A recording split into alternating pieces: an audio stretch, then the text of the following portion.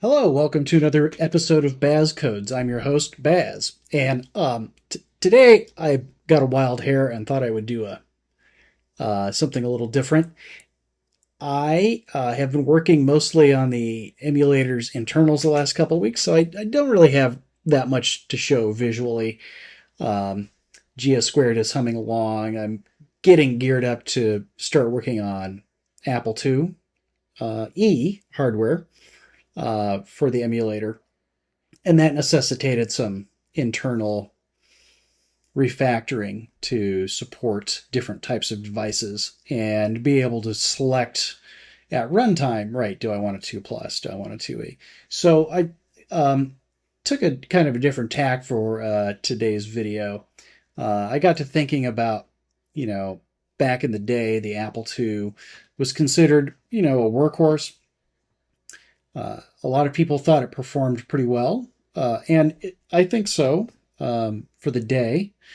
And there were a lot of claims that people would make, you know who you are, about the performance of the 6502 in the Apple II versus the 8088 in the first IBM PCs especially. And it's true that the 6502 was basically able to hit RAM every single cycle.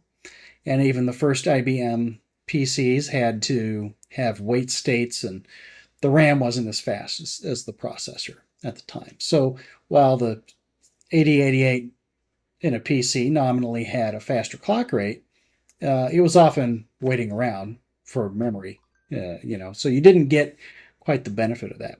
Well, it occurred that it was time to do a head-to-head test. And you'll see here on the screen, I've got AppleSoft Basic on the left in my GS Squared emulator, and I've got IBM Basic in the right in an IBM PC emulator. And that is set up as an original 8088 IBM PC. And I'm going to run these two programs head to head. Now, essentially, these programs are basically exactly the same. And of course, underneath both the IBM Basic and the AppleSoft Basic is Microsoft. Microsoft wrote both of these. And that's all there is to that. They're going to be very similar under the hood, with the exception, of course, of the differences in the microprocessors. Now, the 6502, of course, is an 8-bit computer. What people mean by that is it has 8 bits in parallel that go out to memory, so that's its data bus. And the internal registers are 8-bit as well. Now, the first IBM's 8088 was also an external 8-bit data bus. However, internally it had 16-bit registers. So in some respects, it's actually a lot closer to the 65816, the successor to the 6502 that was used in the Apple II GS, than to the 6502. So, this is not apples to apples, but the claims were made back in the day, especially, that, the 6502 could hold its own. Now, this emulator I'm running here is called 86box. And I don't know if it is accurately emulating typical memory wait states that were required on these things back in the day.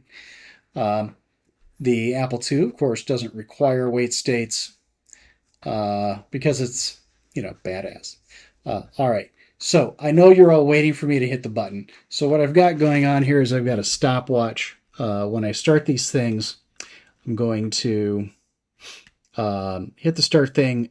Whichever one finishes first, I'll then hit the lap timer, and then we'll, see who comes in second. And I'm sure you've got some guesses and predictions already as to what's going to happen. But put them in the comments. Let's see how fast I can hit enter, or click and hit enter 3 times on these things. All right. Ready, set, go. There we go. That wasn't too bad. All right, now I gotta make sure I click stop, whenever one of these stops. Oh no, oops. Sorry, that was 14 seconds, and I screwed that up already. I think I lost. I'll have to add a couple seconds onto the Apple II. The Apple II has lost already. Oh, it hurts me. It hurts me. It really does. I know it hurts you too.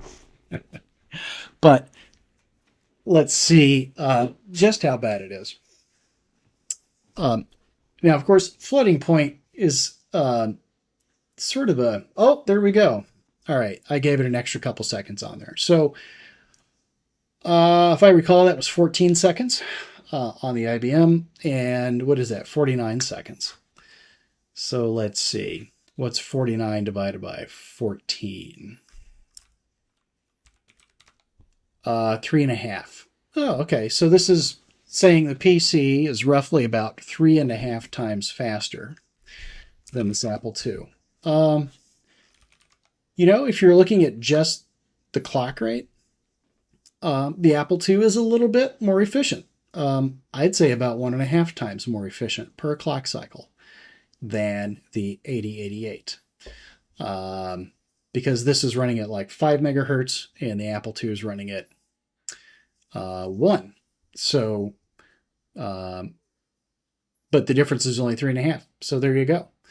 Apple IIs were slower than IBM PCs, but they did get more done every cycle than the PC. All right. I hope you had as much fun doing this as I did. And, check out this 86 box, if it doesn't give you hives. It's kind of cool. I wanted to do some IBM PC graphics. When I was young, I lived in a computer store. I didn't have a computer yet, and the staff there were gracious enough to just let me spend hours there after school every day. And so I learned a lot. And every time some new computer would come in, I would go nuts and I'd get on it and I'd write little programs for it. I wrote a gravity simulation on the Mac in BASIC. And I think I did something similar on the PC here when they first came in. But it was a joyous time. And, it's not like today where a new computer comes out and it does the same things as the old computer, right? Everything's sort of homogenous now. There were so many different computers with different processors and different hardware and stuff coming out. It was a magical time. Anyway, hope any of you who remember that time as well had a good time now. If you did, like and subscribe. And if you don't, like and subscribe anyway. Don't be that guy. I mean, really. Okay, bye.